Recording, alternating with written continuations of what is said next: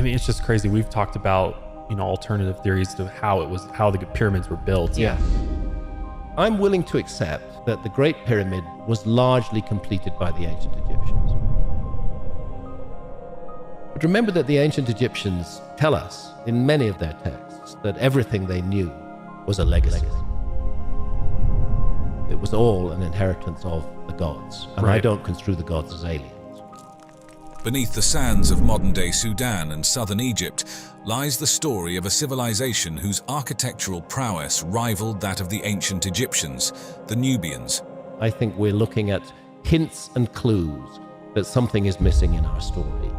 Known for constructing more pyramids than their northern neighbors, the Nubians created a kingdom of extraordinary wealth, culture, and power. But as the tides of history shifted, their grand structures were gradually reclaimed by the desert, and their story obscured by the sands of time. I want to know what else is going to be found that hasn't been investigated yet at all. We're just touching the edge of a huge mystery. Where did this great civilization go? And what secrets do their ancient cities and towering pyramids still hold? The Nubian civilization, nestled along the Nile River in what is now Sudan and southern Egypt, stands as one of Africa's oldest and most fascinating civilizations. A great civilization that had been destroyed and that had left some survivors who had come to Egypt. With a history that stretches back to the Neolithic period, Nubia is celebrated for its complex social structure, advanced architectural prowess, and dynamic interactions with ancient Egypt. The story of Nubia's exploration and its archaeological significance unfolds with intriguing depth, particularly when considering its ties to Egypt. During the 19th century, as European powers expanded their reach across Africa, scholars and archaeologists often accompanied colonial expeditions, initially focusing on the pharaonic marvels of Egypt due to their spectacular allure and global fascination. However, these explorers soon ventured into modern-day Sudan, where they uncovered the rich heritage of Nubia. Yes, there's been some archaeology in the Sahara Desert, but not very much. Richard Lepsius, a pioneering German Egyptologist, was one of the first to document Nubian antiquities extensively during his Prussian expedition from 1842 to 1845. His meticulous records and sketches provided a detailed overview of Nubian archaeological wealth, charting numerous sites including temples, tombs, and entire settlements previously unknown to the broader scholarly community. Yet these early explorations were not without their challenges. Adventurers faced harsh climates and political instability, and their initial perceptions of Nubia were often clouded by colonial biases, frequently underestimating the sophistication of the Nubian civilization in comparison to their northern neighbors, the Egyptians. Nubia's relationship with Egypt was marked by periods of both conflict and cooperation, with Nubian kings at times dominating Egypt, especially during the 25th dynasty, also known as the Nubian dynasty. This era is crucial for understanding the significant influence Nubians had on Egyptian politics, culture, and religion. Pharaoh Taharqa, a notable ruler of this dynasty, oversaw an era of considerable architectural and cultural achievements, with extensive building projects in both Egypt and Nubia. His contributions in Thebes and Karnak, showcasing a blend of Egyptian and Nubian artistic styles, are particularly well documented. The rediscovery of the Nubian dynasty has been pivotal, highlighting the Nubians not just as conquerors but as integrators who significantly enhanced the Egyptian state's infrastructure and cultural life. Turning our gaze to a broader horizon, comparing Nubia and Mesopotamia offers fascinating parallels. Both civilizations flourished around mighty rivers, the Nile for Nubia and the Tigris-Euphrates for Mesopotamia, providing the fertile ground that supported dense populations and the development of complex societies. Just as Nubia interacted with Egypt, Mesopotamia had dynamic relationships with its neighbors, engaging in both cultural exchanges and military conflicts. Architecturally, while Nubia is renowned for its pyramids and monumental temples, Mesopotamia is credited with the development of ziggurats and the pioneering use of brick as a primary building material. Both regions also developed their writing systems, with cuneiform in Mesopotamia and Meroitic scripts in Nubia, which were vital for administrative, religious, and cultural expressions, remaining crucial for archaeologists and historians in understanding these ancient societies. If you wish to pass information to a distant future, you wouldn't be smart to just write it down. How can we know that our script is going to be readable by any other culture, let's say 10,000 years in the future? George Reisner's pioneering archaeological work in Nubia at the beginning of the 20th century has dramatically enhanced our understanding of the ancient kingdom of Kush, shedding light on a civilization that was at various times a rival and a partner to ancient Egypt. As a professor at Harvard University, Reisner was dispatched by the Harvard University Museum of Fine Arts Boston expedition to delve into the historical mysteries of Egypt and Nubia. His investigations in Nubia were among the first to apply scientific archaeological methods in the region, establishing new standards for documenting the excavation process that would influence future archaeological endeavors. One of Reisner's most groundbreaking efforts was his excavation of Kerma, which he identified as a key cultural and political hub of the Kingdom of Kush. This discovery was particularly significant as Kerma's importance had previously been overshadowed by more well-known Egyptian sites. At Kerma, the most striking find was the Defufa, a towering mud brick structure that remains one of the largest and oldest of its kind in the world. Reisner suggested that the Defufa served a religious and possibly administrative function, a topic that continues to spark debate among scholars regarding its specific role. Further excavations at the royal cemeteries in Kerma unearthed a wealth of information about the burial customs of the Kushite elite. The tombs revealed a rich array of grave goods, including pottery, gold, and bronze artifacts, which spoke of a highly sophisticated culture with expansive trade networks. Additionally, evidence of human sacrifices at these sites suggested that the Kushites engaged in complex funerary rituals, underscoring the depth of their religious beliefs. The layout of Kerma, as uncovered by Reisner, indicated a highly organized urban center, complete with residential areas, production centers, and extensive fortifications. This insight provided a new perspective on the urban planning and architectural sophistication of the Kushite civilization, challenging the then prevailing notion that Nubian culture was perpetually subordinate to that of ancient Egypt. Instead, Reisner's findings highlighted the distinctiveness of the Nubian civilization and its ability to influence and control vast territories, including parts of Egypt at various times. Reisner's systematic approach to excavation and his rigorous documentation practices set new benchmarks in the field of archaeology. He was a pioneer in using stratigraphy for dating purposes, which allowed for a more accurate understanding of the chronological sequence of the sites he excavated. The legacy of his work continues to serve as a foundational resource for subsequent research on Nubia, inspiring generations of archaeologists to further explore the complexities of Nubian history and its interconnections with other ancient civilizations. As we continue to unravel the intricacies of this ancient society, Reisner's contributions remain invaluable, providing a robust framework for understanding not only Nubia's past, but also the broader narratives of ancient world histories. The rediscovery of Nubian pyramids and the archaeological efforts to save Nubian heritage in the wake of the Aswan High Dam's construction have provided profound insights into this ancient civilization. Archaeology is often driven by accidental finds. Yeah. Maybe a road is going to be built, maybe a railway is going to be built. A lot of archaeological discoveries are made as a result of that. Nubian pyramids offer a stark contrast to their Egyptian counterparts. These structures are characterized by their steep and narrow sides and much smaller bases, ranging from approximately 6 to 30 meters across, unlike Egypt's Great Pyramid of Giza, which spans over 230 meters at its base. Constructed with stepped courses of horizontally laid stone blocks, Nubian pyramids typically feature a small chapel at the base facing east, housing offerings and a stele with inscriptions about the deceased. The burial practices within these pyramids reveal a lot about the Nubians. These pyramids were not just final resting places, but also a testament to the wealth and power of the Kushite royalty and elites, reflecting a hierarchy and religious practices influenced by, yet distinct from, Egyptian traditions. Moreover, the art and hieroglyphic inscriptions on the walls of these pyramids offer critical insights into the religious beliefs and daily life of the Kushites, often including prayers and spells similar to those found in Egyptian texts, but adapted to local contexts and deities, highlighting the syncretic nature of Nubian religion. Continuing on the theme of comparisons, looking at Nubian and Mayan pyramids side by side offers fascinating insights. Both civilizations built pyramids, yet their purposes and designs reflect different cultural priorities and environmental conditions. Nubian pyramids, primarily serving as tombs for royalty, featured steep sides and narrow bases and were constructed of stone. In contrast, Mayan pyramids, often broader and less steep, served primarily religious purposes, hosting rituals and sacrifices at their summits, often accessible via a series of steps. It'll mean a journey of 1,200 miles over rock and sand,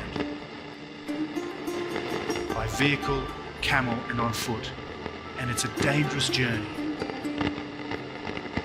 They call it the land of fear.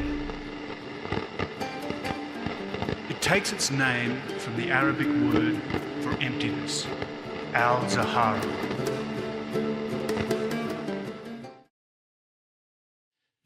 The vast area that was submerged during the end of the Ice Age has never been studied by archaeology at all. And they're not in a position to say that they know that there's no possibility of a lost civilization during the Ice Age, while they haven't investigated those 27 million square kilometers that are now underwater, when they haven't investigated the Sahara Desert. When we think of the Sahara Desert, we think of endless sand. But what really lays beneath all the sand? The Sahara Desert, it's like a time machine preserving the ancient history of Earth under all that sand. The Nubian civilization, flourishing in what's now Sudan and southern Egypt, is an incredible chapter of history that's often not as highlighted as it should be. This civilization, which stretched from around 2000 BCE all the way to 350 CE, shows us just how advanced and rich in culture, architecture and politics an ancient society could be. Imagine a civilization that lasted over 2 millennia, peaking during various periods like the Kingdom of Kerma, the Napatan period, and the Meroitic period. Nubia was strategically located along the Nile River, stretching from the first cataract in southern Egypt to the sixth cataract in central Sudan. This prime location along the Nile was not just for show. It played a huge role in establishing Nubia as a powerhouse of trade and economic activity. They were known for their abundant gold mines, which pretty much made them the go-to spot for luxury items like ivory, incense, and ebony. These goods were highly sought after in both sub-Saharan Africa and the Mediterranean world, making Nubia a crucial hub in ancient trade networks. In fact, that was one of the main arguments that the archaeological police used to try to dismiss John West and Robert Schoch. They said, show us another culture that's 12,000 years old anywhere in the world, and we might listen to you. But we know that there is no culture capable of creating anything like the Sphinx until 4,500 years ago. Therefore, of course, the Sphinx is 4,500 years ago. But of course, that changed completely with Göbekli Tepe, which is a deliberately buried site, deliberately buried 11,600 years ago. Now let's talk about Nubia's relationship with ancient Egypt. It was nothing short of complex and fascinating. The interactions ranged from trade and cultural exchanges to outright warfare and conquests. There were times when Nubian pharaohs actually ruled over Egypt, especially during the 25th dynasty. This period is a testament to Nubia's strength and influence in the region. The kingdoms of Nubia, nestled along the Nile in what's now Sudan and southern Egypt, really tell us a story of an incredibly rich history, full of architectural wonders. Let's take a closer look at what made these kingdoms so remarkable. Starting with Kerma, dating way back to around 2500–1500 BCE, it's fascinating to think this was the first centralized state in Nubia. It was more than just a political hub. Its strategic location on the Nile made it a hotbed for trade. The architecture here was quite unique too, with large mud brick structures called defufas.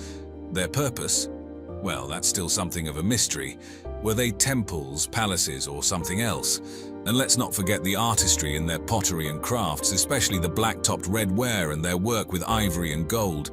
Then there's Napata, around 1300 BCE, which really left its mark as a cultural and religious center. This is where Nubia began to exert its influence over Egypt, especially during the 25th dynasty. Think about the Temple of Amun in Napata. It wasn't just a religious site, but a pivotal spot influencing Nubian culture and politics. And the royal burials of this time, with pyramids at sites like El Kuru and Nuri, show just how much Egyptian culture influenced them. Fast forward to around 300 BCE, 350 CE, and we see the capital shifting from Napata to Meroe. This move wasn't just geographical, it signified a shift in political and cultural power too.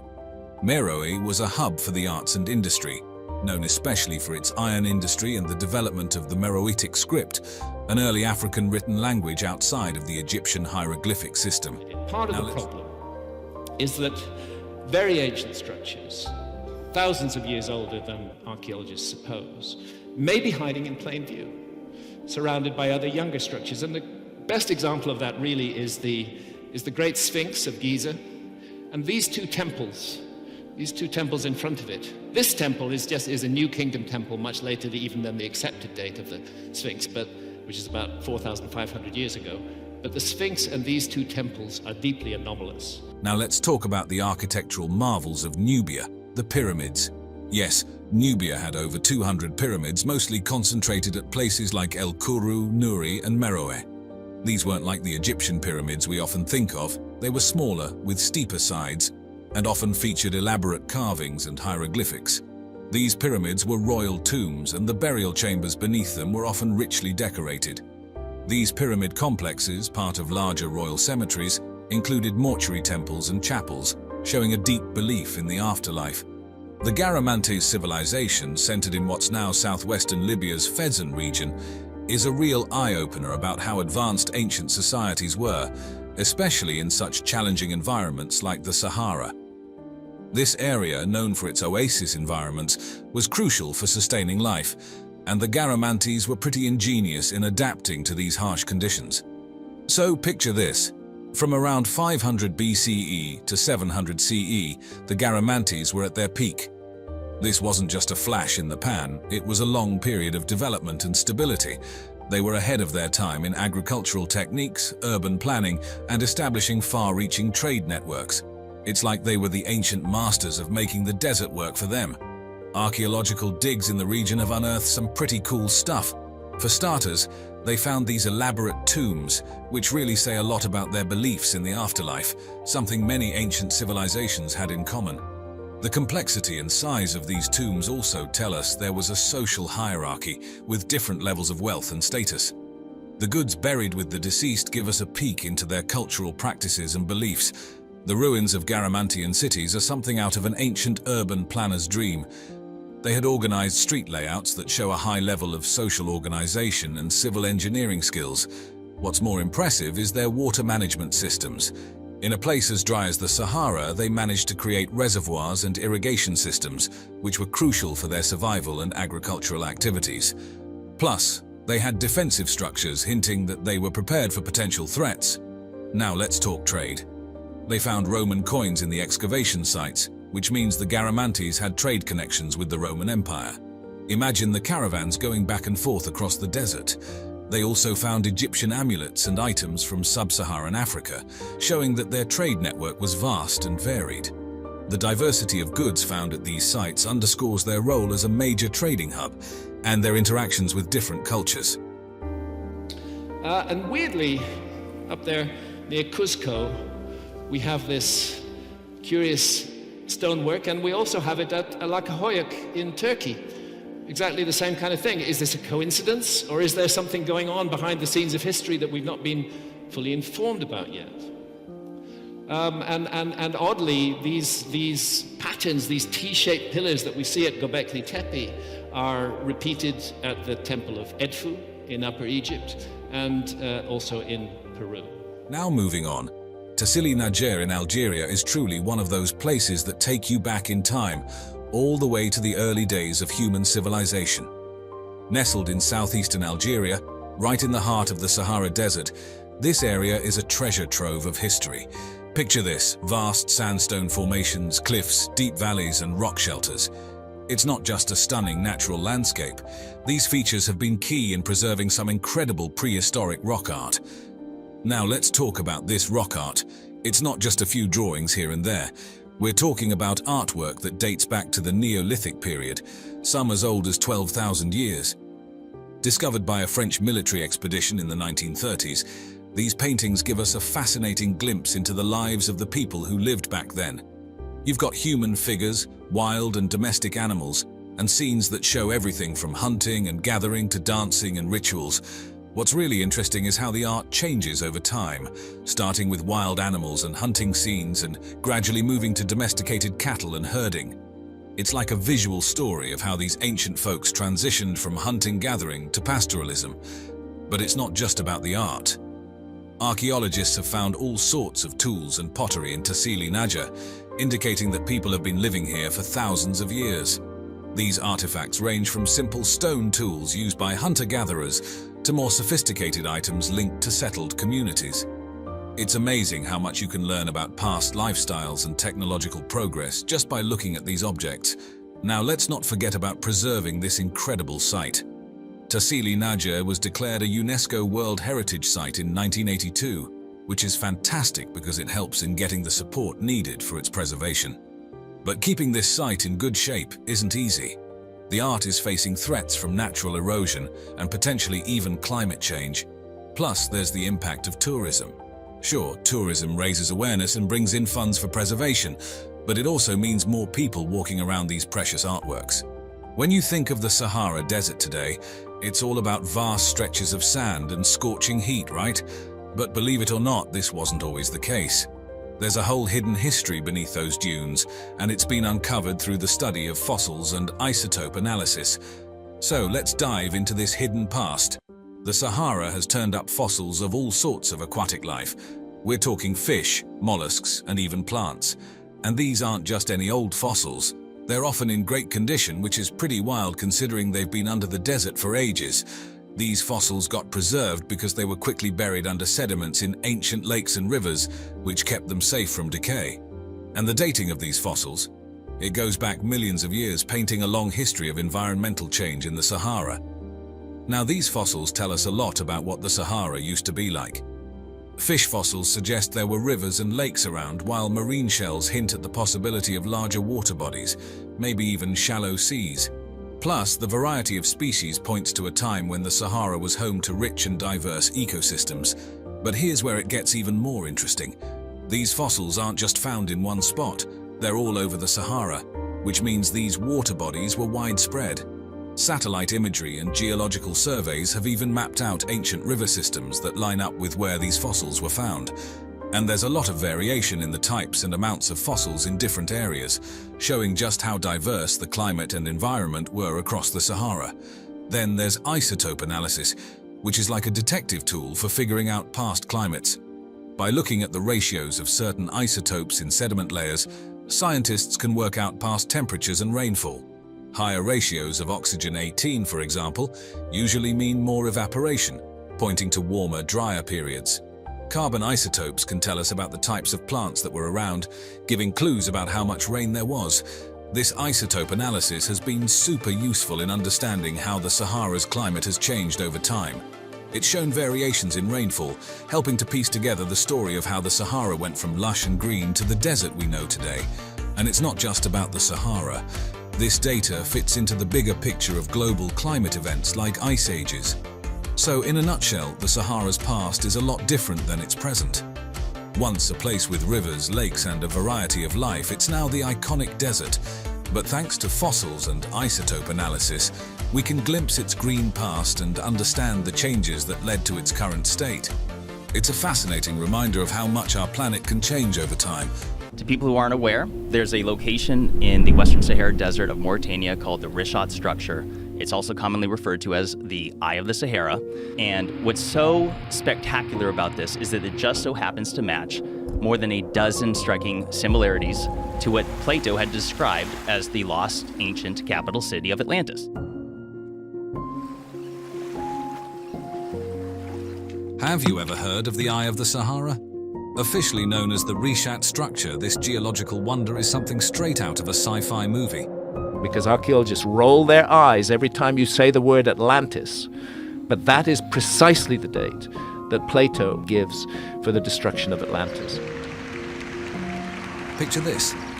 A giant, almost circular dome sprawling 40 kilometers across the Sahara. So massive it's visible from space, but it's not just its size that's mind-blowing. The Rishat structure's beauty lies in its complexity, especially its mesmerizing concentric rings. These rings aren't your regular circles. They're like fingerprints, each one unique in width, composition, and how time and the elements have worn them down. It's as if nature itself was playing architect, crafting a masterpiece over millions of years through erosion. It is a site that most people have never seen or heard of before, which is truly peculiar because it's so spectacular. Wind and water have sculpted this dome layer by layer, revealing a range of rings that tell a story of resilience and transformation. Now let's delve into what makes up this stunning structure.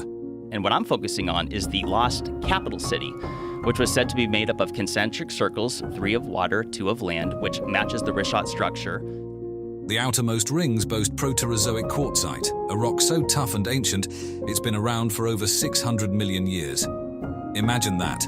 Quartzite starts off as sandstone and undergoes a metamorphosis with heat and pressure, emerging as this incredibly hard rock. Move inward, and the materials shift to softer, sedimentary rocks like limestone, which forms in marine environments, and sandstone, composed of tiny mineral grains. At the heart of the Richat structure, there's a fascinating mix called siliceous breccia, essentially a jumble of angular rock fragments bonded together, often found in volcanic areas or places with a lot of geological action. The Richat structure is not just a feast for the eyes, it's a geologist's dream. The variety of rock types and the formation's history offer a rare glimpse into the Earth's geological processes. When you dive into the origins of the Richat structure, also known as the Eye of the Sahara, you're essentially unpacking a geological mystery that's been in the making for millions of years.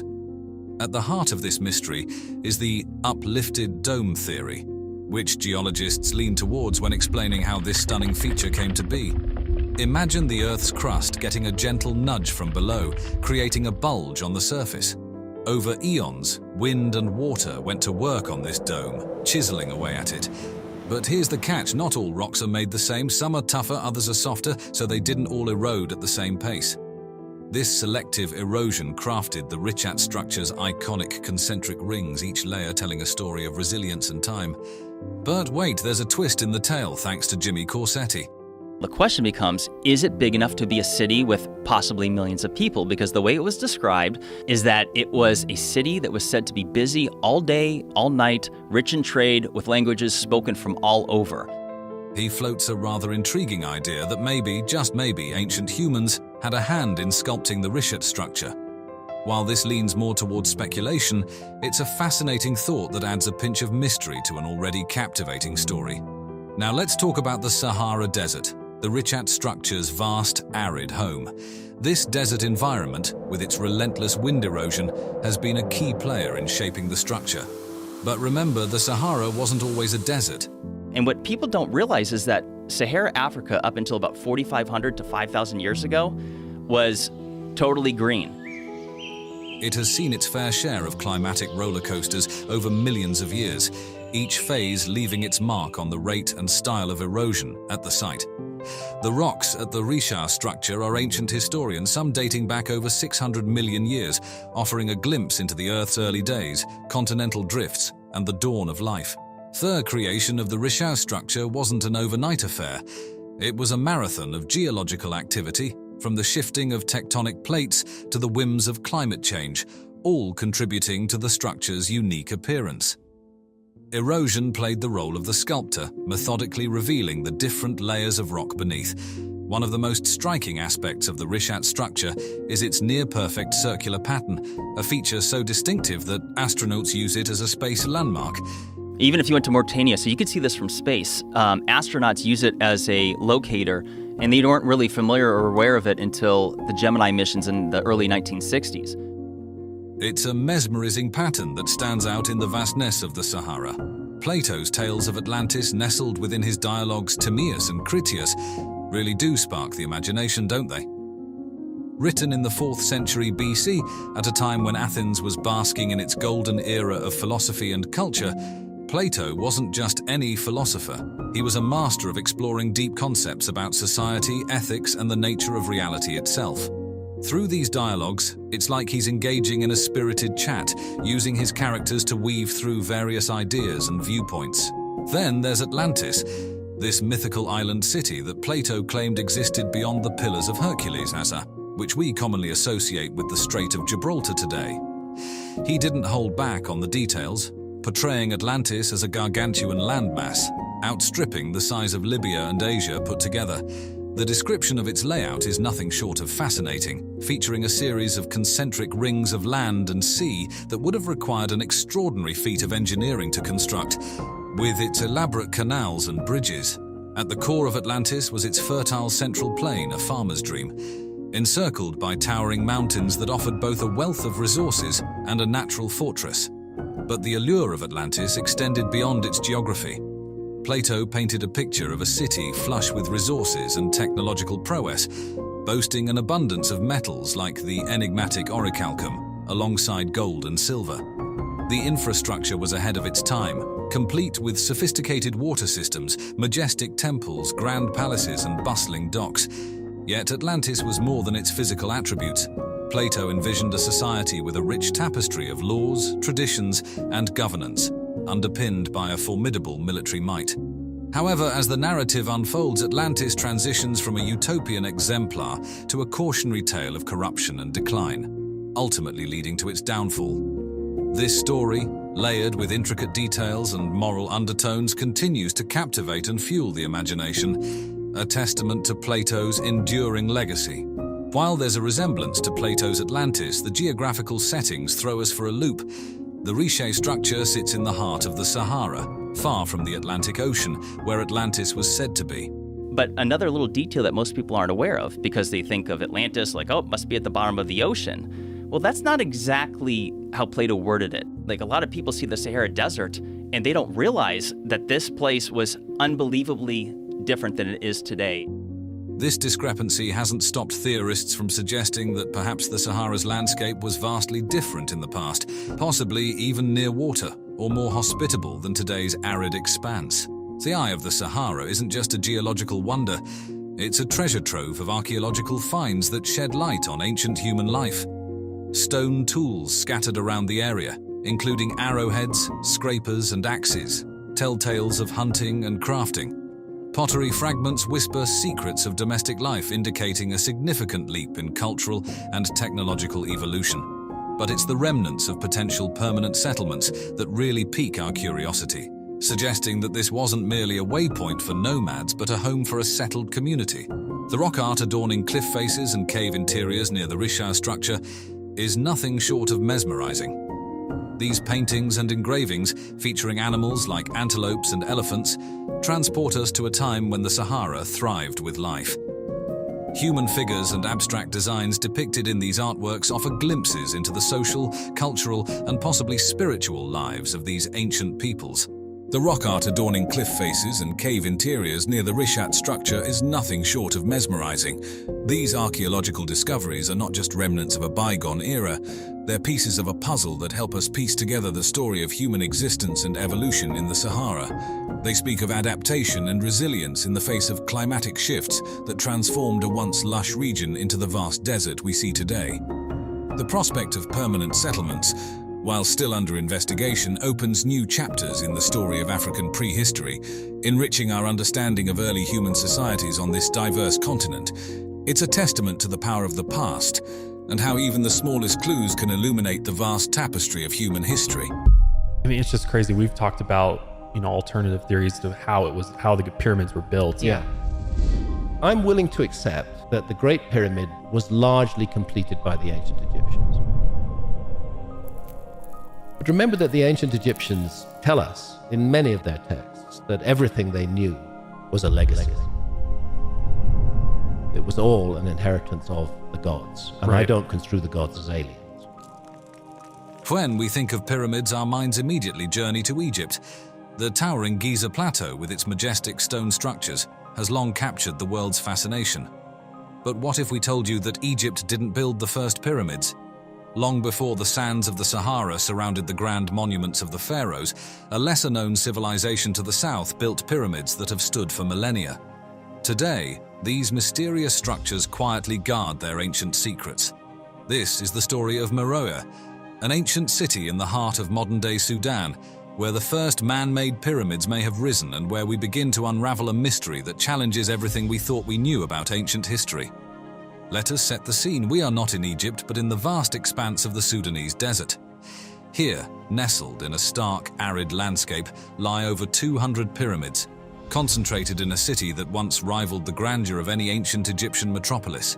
This city is Meroe, the capital of the powerful kingdom of Kush, a civilization that flourished for nearly 1,000 years. But Meroe's legacy is far more than a simple footnote in Egyptian history. It's a place where the lines between myth, architecture, and human achievement blur into one of the greatest unsolved mysteries of antiquity. Our modern awareness of Meroe began in the 19th century, when European explorers ventured into the Sudanese desert. In 1821, they uncovered these stunning pyramids, which had been hidden for centuries beneath the sands. The explorers found a cluster of pyramids, some grand and towering, others smaller and more modest, yet all steeply angled with narrow bases, distinctly different from the broad, sloping forms of Egyptian pyramids. And while Egypt's pyramids were grand tombs for pharaohs, Meroe's served a different purpose. They were built for nobles and royals alike. But when exactly were these pyramids built and why? Archaeologists determined that Meroe's pyramids were constructed between 300 BCE and 350 CE, during a time when the Kingdom of Kush was a powerful force in Africa. This makes Meroe's pyramids younger than Egypt's Old Kingdom pyramids, but their purpose and design remain equally as fascinating. Many scholars theorize that Meroe's architectural style was influenced by earlier structures from the region, potentially dating back even further. Transporting the massive stones used to build these pyramids was no small feat. Some of the stones were quarried from sites over 25 miles away and weighed several tons. How could an ancient civilization lacking modern tools and technology achieve such monumental tasks? The logistics of transporting and constructing these structures in an unforgiving desert environment continue to puzzle researchers. To put this in perspective, the Great Pyramid of Giza contains stones weighing up to 80 tons, whereas the largest pyramid at Meroe, the Pyramid of Amenishaketo, used stones weighing between 1 and 2 tons. While lighter, these stones were no less challenging to transport, raising questions about how these ancient builders accomplished such feats. What's more intriguing is that Meroe's pyramids were built in a different context than those of Egypt. While Egyptian pyramids served as grand burial tombs for kings and pharaohs, the pyramids at Meroe were constructed for a broader group of nobles, queens, and princes. But why did the people of Meroe embrace pyramid building at all? Inside the tombs of Meroe, archaeologists found a remarkable fusion of Egyptian and African symbolism. Hieroglyphics and carvings covered the walls, but the faces depicted were distinctly African, signifying a culture that blended Egyptian influences with its own deep-rooted identity. Meroe wasn't merely a reflection of Egypt, it was a civilization that commanded power and respect in its own right. Stretching over 600 miles along the Nile, the Kingdom of Kush became a dominant force in trade and culture across northeast Africa. Yet the pyramids of Meroe raise more questions than they answer. Why, after centuries of success, did the Kingdom of Kush turn to pyramid building? Some scholars believe these pyramids were intended to strengthen Meroe's political and spiritual power, symbolizing divine kingship and cementing the kingdom's claim to leadership in the region. Others argue that they served as a tribute to Egyptian influences, while the most radical theory suggests that Meroe may have been the true originator of pyramid building. Let's consider this possibility.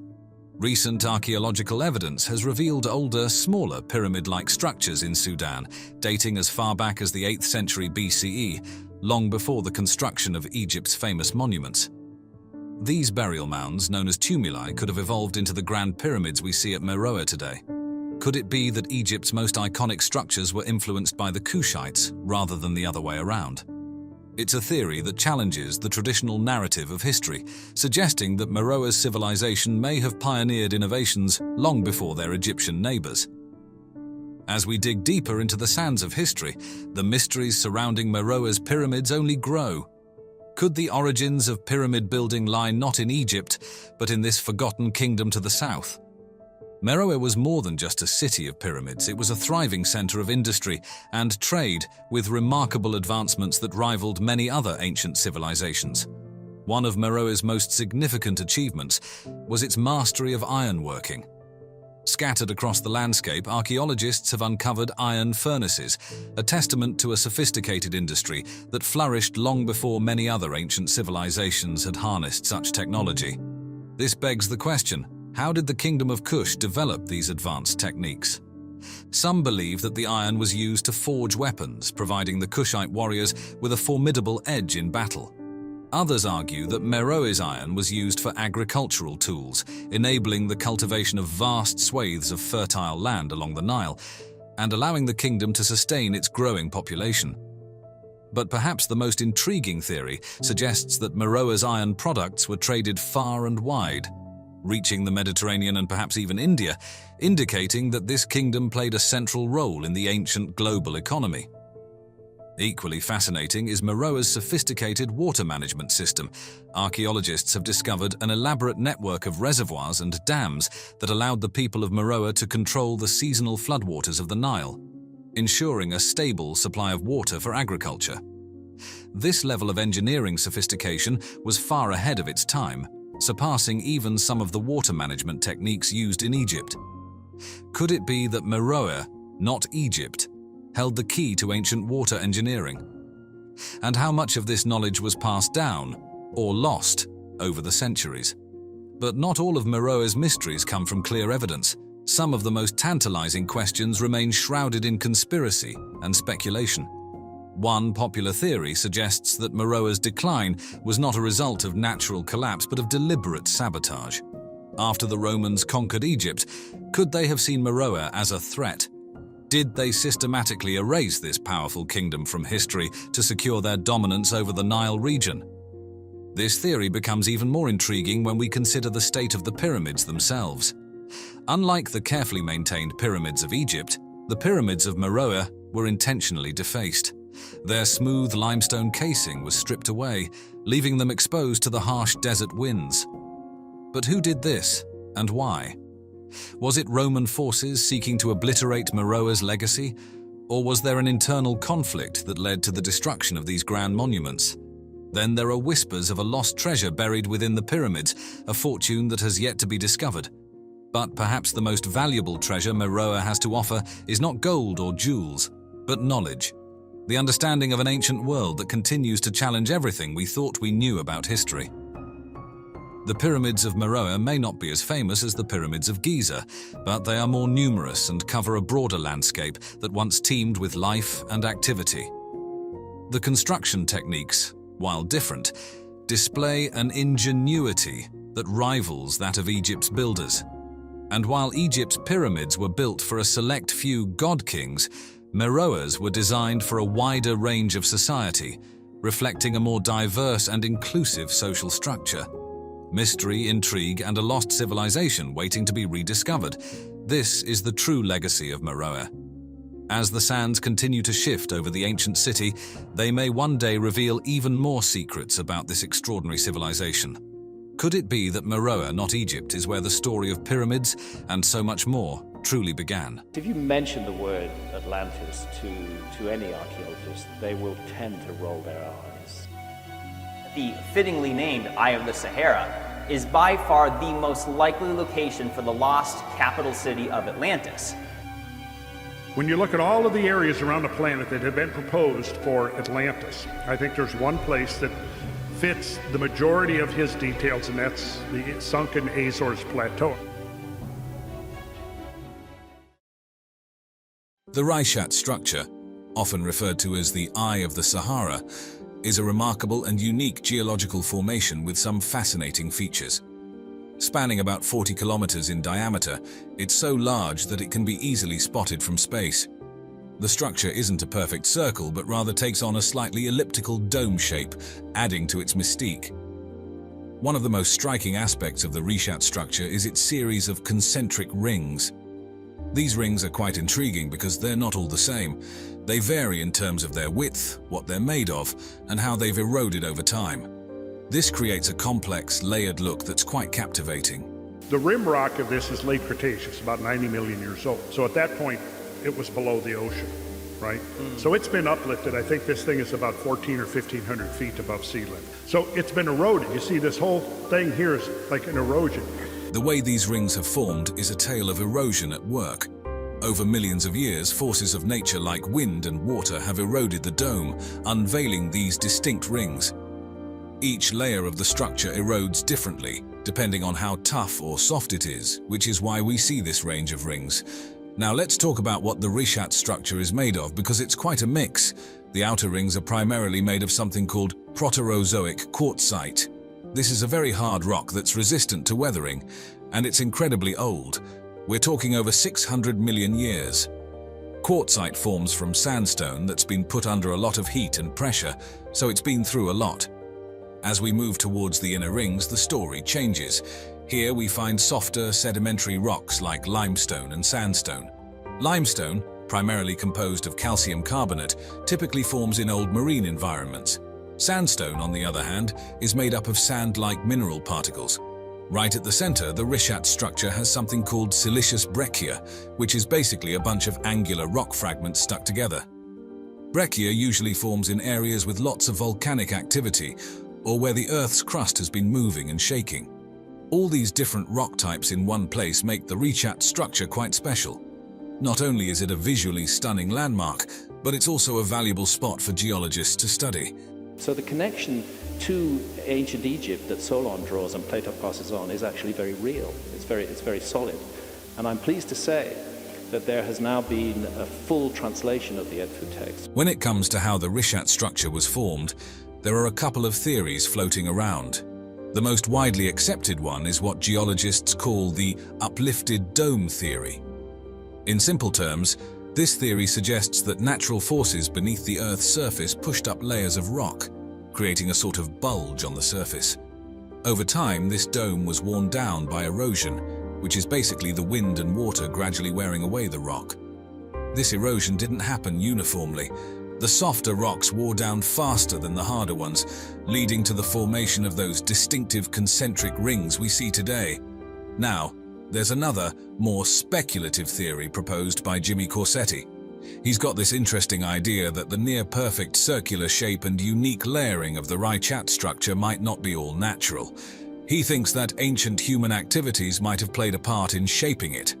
The circular ring city was also said to have an opening to the sea at the south, which not only matches the southerly opening of the Rishat anomaly, but it even has existing evidence of a flow of salt water that is still visible to this day. The environment of the Sahara Desert has also played a significant role in the process of the Rishat structure formation. The dry, arid conditions mean that wind erosion is particularly influential in shaping the structure. And let's not forget that the Sahara hasn't always been a desert. It has gone through various climatic changes over millions of years, and these changes have influenced the rate and nature of erosion in the region. Some of the rocks there are incredibly old, dating back to over 600 million years ago. This period covers a huge chunk of our planet's past, from about 2.5 billion to 541 million years ago. It's a crucial era for understanding how continents formed and how early life evolved. Now, imagine the amount of time it took to form the Rishat structure. It's been shaped over millions and millions of years. A lot of factors played a role in shaping the Rishat structure. Movements in the Earth's crust, like the shifting of tectonic plates, have been a big part of it. Then there's the impact of climate changes over the ages, especially in the Sahara region. All these changes influenced the patterns of erosion that gave the structure its current look. And speaking of erosion, it's been the main force sculpting and exposing the different layers of rock in the Rishat structure. One of the coolest things about the Rishat structure is its distinct circular pattern. As said before, it's so noticeable that astronauts use it as a landmark when they're up in space. This pattern really stands out against the surrounding desert landscape. If you take the concept of Atlantis seriously, you're regarded by archaeologists and their friends in the media as a kind of lunatic. And I've always found this odd because the source, the earliest surviving source for the tradition of Atlantis, is the highly respected figure of Plato. Plato's description of Atlantis, found in his dialogues Timaeus and Critias, really captures the imagination, doesn't it? Written around 360 BC, these works come from a time when Athens was at the height of its philosophical and cultural influence. Plato was a thinker who loved to dive deep into ideas about society, morality, and reality, and he used these dialogues as a way to explore these themes. It's kind of like he was having a conversation through his characters, which let him present different ideas and arguments. Now, about Atlantis itself, it's described as this massive island city located beyond the Pillars of Hercules, which most people think is the Strait of Gibraltar. Plato went all out in describing it as bigger than Libya and Asia combined, which really paints a picture of its mythical size. The city layout is fascinating, with these concentric circles of land and water. Imagine the engineering it would have taken to build something like that in ancient times, complete with canals and bridges connecting everything. The heart of the island, its central plain, was said to be super fertile, perfect for farming, and it was surrounded by high mountains rich in resources and natural protection. And Atlantis wasn't just about impressive landscapes, it was also a hub of resources and technology. Plato talks about it having all sorts of metals, including this mysterious orichalcum as well as gold and silver. The infrastructure was top-notch, with water systems, temples, palaces, and docks. But Atlantis wasn't just about buildings and resources. Plato describes it as having a complex society with its own laws, customs, and political organization. It even had a powerful military. Yet in his story, Atlantis starts as this ideal place and then becomes corrupt and ultimately falls. Plato includes precise scientific information in the story. And this is what archaeology is ignoring when it says that it's all a fantastical made-up tale. And it's to do with that meltwater pulse 1b that I mentioned, that brought the Younger Dryas to an end 11,600 years ago and raised sea levels massively. Now let's talk about the theory connecting the Rishat structure, also known as the Eye of the Sahara, to the legendary city of Atlantis, as described by Plato. It's quite a fascinating topic, especially the ideas presented by Jimmy Corsetti. Here's where it gets interesting. Corsetti and some others have pointed out that these rings bear a striking resemblance to Plato's Atlantis, which in his dialogues Timaeus and Critias was described as having similar concentric circles of land and water. Now, while geologists understand these rings in the Rishat structure as a result of natural erosion processes, the similarity to the mythical Atlantis has sparked quite a bit of interest and speculation. When you compare the size of the Rishat structure to what Plato described for Atlantis, there seem to be some parallels, although there are notable differences in the exact measurements. Corsetti's theory even suggests that changes like erosion over time could have altered the Rishat structure's appearance, possibly bringing it closer to what Plato described. But here's a major twist in the tale. The Rishat structure is smack in the middle of the Sahara Desert, while Plato's Atlantis was described as an island in the Atlantic Ocean. This stark difference in geographical context has led to some interesting speculation. Some theorists propose that the landscape around the Rishat structure might have been very different in the past, possibly closer to water or even more hospitable than the Sahara we know today. And he's shown writings on the walls by the priests. And he says, what do these writings say? And the priests then unravel the whole story of Atlantis, and they tell how there was this great advanced civilization. Which at one time was extremely beneficial and positive to the world, but which fell out of harmony with the universe. The Eye of the Sahara is quite an archaeological goldmine. In this particular region, a variety of artifacts have been found, shedding light on the lives of people who lived there thousands of years ago. We're talking about stone tools like arrowheads, scrapers, and axes that were probably used for hunting and crafting. These tools tell us a lot about the daily activities and skills of these ancient folks. Then there's the pottery. Finding fragments of pottery in the area is like getting a glimpse into their domestic life. It shows that they had developed pottery-making skills, which is a big deal in understanding the cultural and technological progress of any civilization. And you know what's even more intriguing? There are hints of more permanent forms of settlement. Although it's not definitive, the remnants of structures could mean that these were not just nomadic people passing through, but a community that settled down. But here's where it gets really interesting: the rock paintings and engravings. These are found on cliff faces and in caves right around the Rishat structure. The artwork is not just beautiful, it's like a storybook of ancient life. There are paintings of animals like antelopes, elephants, and giraffes, suggesting a time when the Sahara was teeming with wildlife. Then there are human figures depicted in various activities, giving us a sneak peek into their social and cultural practices. And the symbols and abstract designs might even point to their spiritual beliefs. Dating these rock arts can be tricky, but many are believed to be from the Neolithic period. This suggests that the region had a thriving community during that era. It's not just about finding old stuff, it's about piecing together the story of human habitation and development in the area. The presence of these artifacts and artworks indicates that there was a stable human population at some point. The possibility of permanent settlements, while not confirmed, is certainly tantalizing and calls for more extensive archaeological research. These findings are like puzzle pieces that help us understand the prehistoric Sahara, which was once a greener, more hospitable place than it is today. They tell a story of human adaptation and migration, of how people responded to the climatic changes that turned the Sahara into the desert we know now. It's not just about the history of a particular region. It's about adding to the rich tapestry of African prehistory and understanding the diversity and complexity of early human societies on the continent. Isn't it amazing how much we can learn about our past from the things left behind in the sands of time? Like many travelers before me, I too have reached the gates of Timbuktu. Timbuktu the mysterious, Timbuktu the holder of secrets, Timbuktu the center of knowledge. Timbuktu was one of the wonders of the ancient world. It was a type of Shangri-La or Atlantis, where people thought that there was a land beyond the deserts of the Sahara where gold lined the streets, and it was a type of sumptuous kingdom. Beneath the scorching sun and swirling sands of the Sahara Desert lies a city whose very name invokes mystery and wonder, Timbuktu. Once a beacon of trade, knowledge, and wealth, today it is known by few, understood by even fewer. Yet, Timbuktu is not just a relic of the past. It is a testament to human ambition, ingenuity, and survival in one of the harshest environments on Earth. But how did this fabled city come to be? How could a thriving center of wealth and knowledge emerge in the heart of a seemingly inhospitable desert?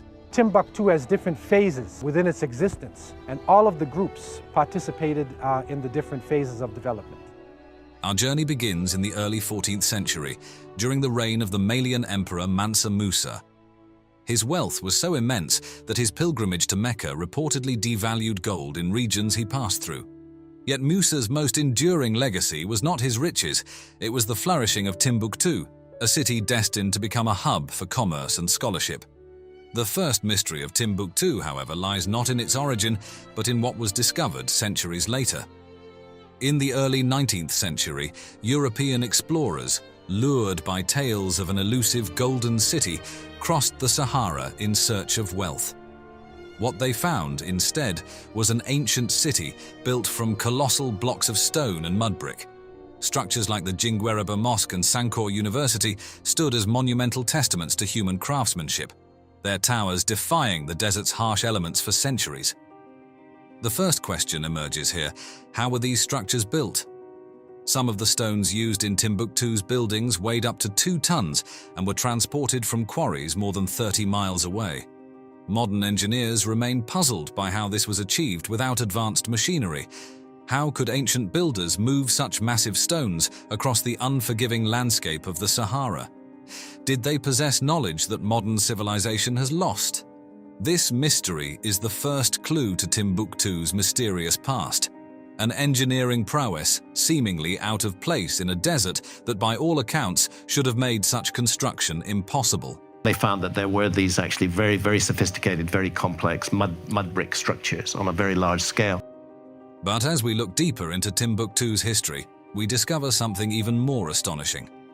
By the 15th century, Timbuktu had become a thriving intellectual hub, housing some of the greatest libraries in the world. Manuscripts covering subjects such as astronomy, mathematics, medicine, and law were studied and preserved here.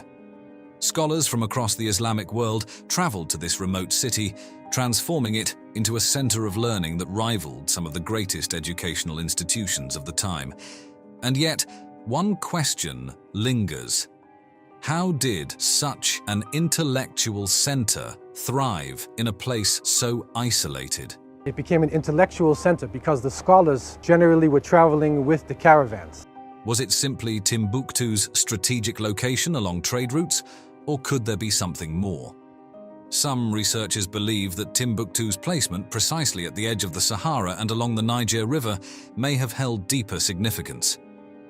Could ancient civilizations have chosen this location based on an advanced understanding of geography or even astronomy? A provocative theory suggests that Timbuktu might lie on one of the Earth's natural energy pathways, ley lines, that have been revered by ancient cultures across the world.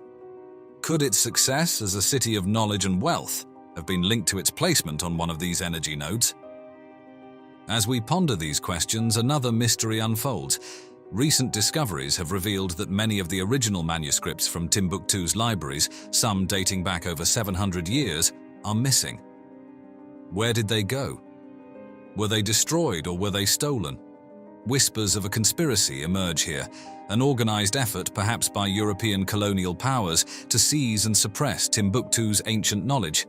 Some believe the manuscripts were hidden by local scholars to protect them from invaders, and that their secrets remain buried, known only to a select few. Today, historians and treasure hunters alike search for these lost manuscripts, hoping to unlock the wisdom they contain. But this brings us to an even greater mystery. What exactly was in these manuscripts? Could they have contained knowledge that the world wasn't ready for? Advanced technologies or philosophies that challenged the dominant worldviews of their time?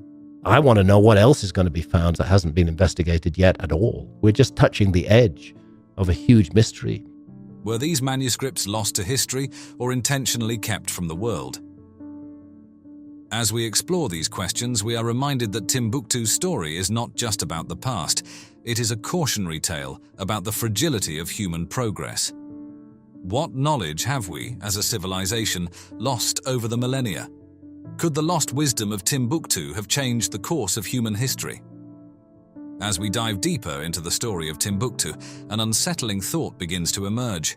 What if the true wealth of this city was not in gold, but in knowledge? And what if that knowledge was too dangerous for the world to possess? Timbuktu's scholars compiled manuscripts on topics ranging from astronomy to medicine, from theology to mathematics. By the 15th century, Timbuktu housed an estimated 700,000 manuscripts, forming one of the largest intellectual archives of the time. But here's where the mystery deepens. Much of this vast collection has vanished. Entire libraries were raided, collections disappeared, and even today, many manuscripts remain unaccounted for. Some of the surviving texts mention ideas that seem far ahead of their time, such as advanced mathematical concepts and detailed astronomical observations.